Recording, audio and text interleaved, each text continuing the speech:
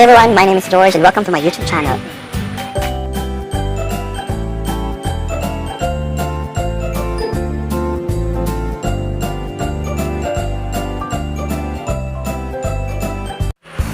Hi guys.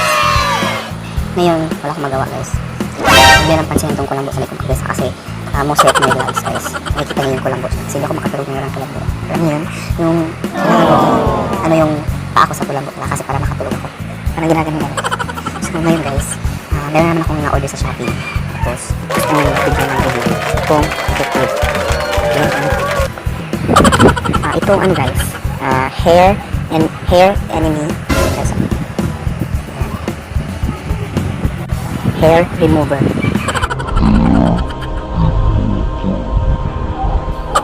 Tingnan natin kung totoong makakatanggal ka ng hair. Pero hindi ko tatanggalin ko.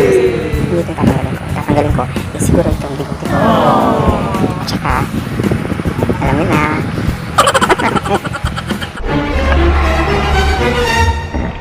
Hindi pwede. Makipasarap tayo sa ABC guys. Makipasarap tong channel ko. Gusto kong ipatanggal guys yung buhok ko sa kilikili ko. Kasi, hindi naman ako maraming buhok sa kilikili. Wala naman akong maraming buhok sa kilikili talaga. Hindi naman ako maraming buhok sa kilikili. Wala naman akong maraming buhok sa kilikili talaga. Gusto ko lang talagang itry yung product na to guys. Nakuha ko to sa Shopee na 199 pesos. Tapos, may shipping fee of course. Sana, tumalang sa akin. Kasi ang kapal-kapal na guys. Parang hindi na siya maganda tingnan, nakakatanda. Tapos isa pa guys, gusto ko matry sa kilikili ko. Kaya ako nagsuot ng sleeveless. Kasi, hindi lumalaki na tayo. Para na tayong siho. Diba? Para tayong siho. Yan guys. Gusto kong pakita sa inyo yung kilikili ko kaya nakakahiya. Pero, kailangan ko talaga ipa-show. Para, mamaya natatanggal itong headset kasi hindi pa dumating yung mic ko guys na in-order ko sa Shopee. Actually guys, meron kong mic dito, condenser, kaya lang hindi pa siya pwede magamit. Kaya ito na lang yung ginagamit ko para medyo mas hindi masyadong malakas yung boses ko dito kasi kaya natutulog na kasi sila. Natutulog na. Tuwing gabi lang sa ako gumagawa ng video. Kasi sa umaga, tumutulong ako sa gawaing bahay. Uliran anak. So ngayon guys, makikita ko sa inyo.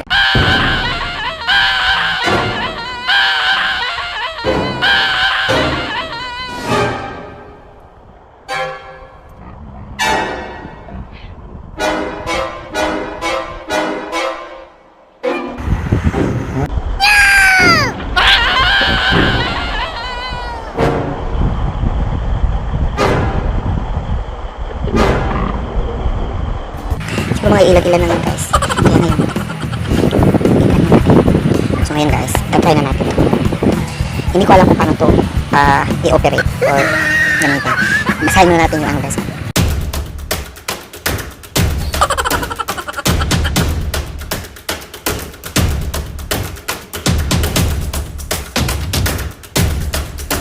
Okay, so pagkatapos guys ng 8 to 10 minutes, i-wipe na siya yung product. No more than 15 minutes. Wash the residue immediately with clean water. Okay. So, para to sa all skin types, guys. Yan na, guys. Subukan na natin to. Huwag nang magpatumpik-tumpik pa. So, itas na natin, guys, ito. Kung ano yung nasa loob. I-shake muna natin kasi sabi dito, shake well before using. Meron ba yun?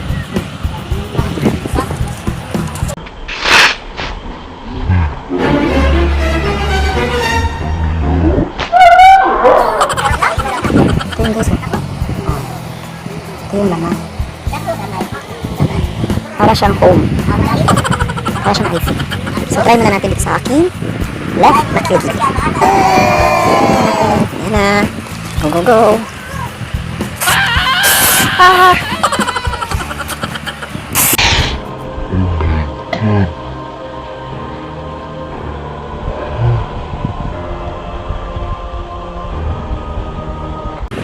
Ayan. Para siyang IC.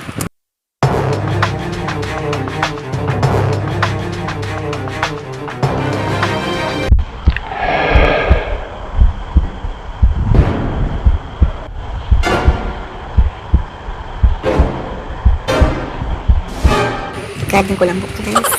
Talaga.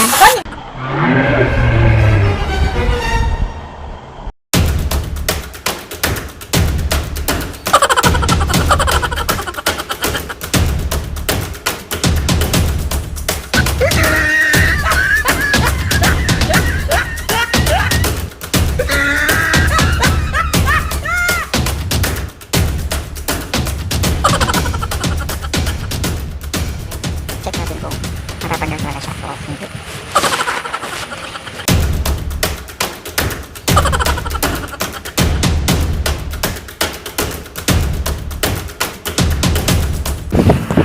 Guys, ayaw niya matanggal. Kita niya? Hindi siya matanggal. Ayaw niya matanggal guys, siguro mas makapal or mas matigas lang yung balay buo sa kilikili guys. Kasi pala guys, natakot akong itry ko dito. Scam naman to. God. So guys, 85 minutes. Hindi siya natanggal guys. So, hindi siya natanggal. Meron tayo akong buo sa kilikili. Kahit isa, walang natanggal. So ngayon guys, patry natin. Dito lang. Check natin kung tatanggal niya. Itong ganito kakapal na ito. Ito yun.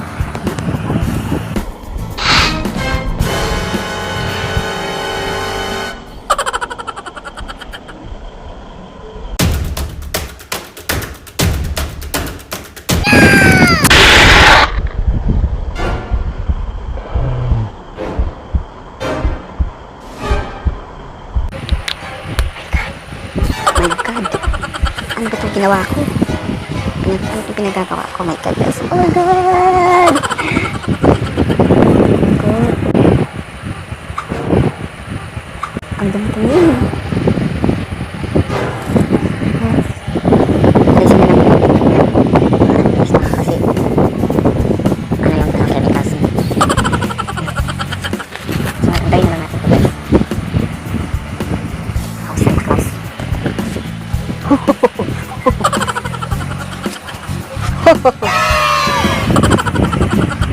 Epic fail. Matanggal. Ayaw matanggal.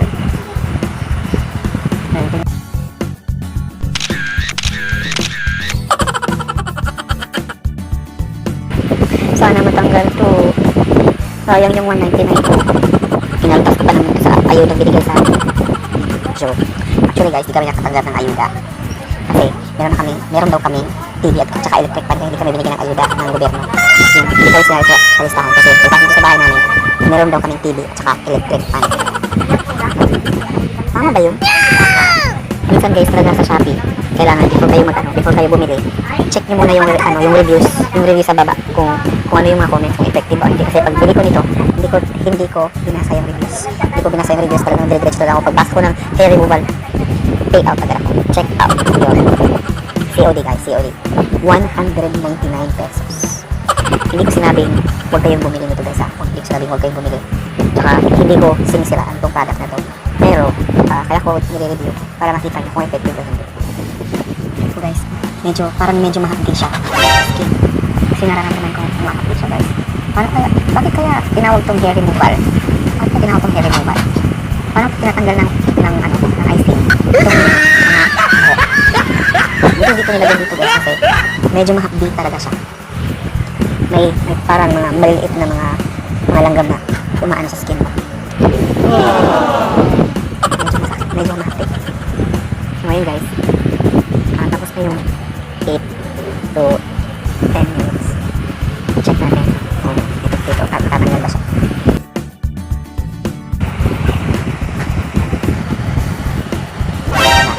Wala talaga guys, wala.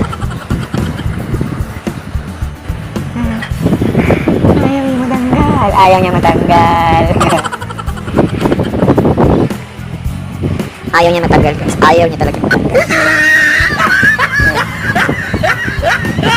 Hindi ko pinaabot ng 12 minutes guys kasi baka ma-irritate na yung skin. Yun, namumula ko siya. Kita nyo? Namumula siya. Yun yung mahapdi.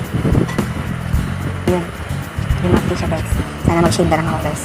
Kaysa gumamit ako nito. Epic fail. Sayang yung 199.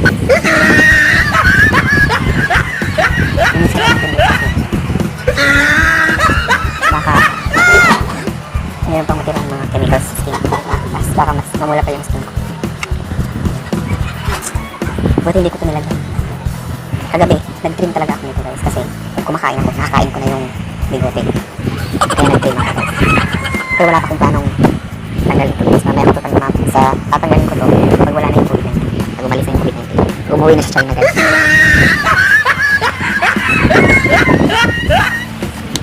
So yun guys, again, tapos na natin i-review itong ang tawag ito, Mephapo Hair Enemy Bubble Hair Removal. Na talagang hindi nare-remove yung hair. Galing! Yan. So, sa mga nakakita nito sa Shopee, hindi ko sinasabi sa inyo huwag kayong bumili.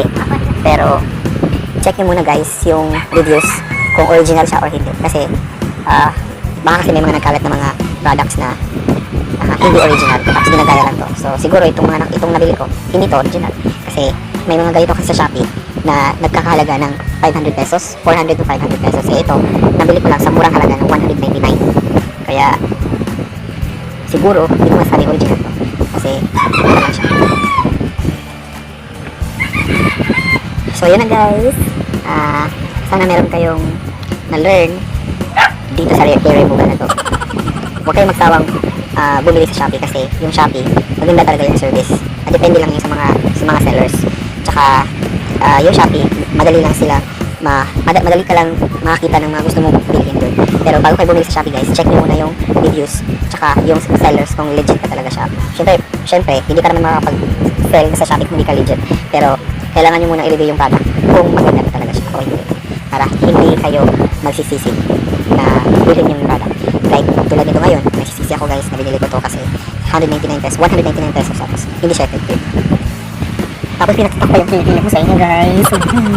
So dito lang tayo guys. Nakita nyo naman yung resulta. Walang natanggal. Andito pa rin. Makapal pa rin. Pero manipis. Pero andyan pa rin. So hanggang sa susunod na vlog. So meron akong i-review na in-order ko na naman sa Shopee. Sana effective. Instant skin whitening. So kapag nilagay mo siya guys, puputi ka na agad. So abangan nyo yun guys. So guys, hanggang dito na lang muna tayo guys. So pasensya na kayo sa mga kabulastugang ginawa ko ngayon. Saka sana wag nyo yung ikalat yung kilikili powers ko guys kasi may pinikilikili. So yun lang guys. So hanggang sa susunod na video, hanggang sa susunod na vlog. So abangan nyo ako ulit. Saka shoutout na po ako dun sa idol kong vlogger na si Leticia. Yan, idol na idol kita, Leticia. So subscribe din po ako sa kanya kasi magaling na vlogger at saka magaling mag-makeup. Yun na guys. Bye!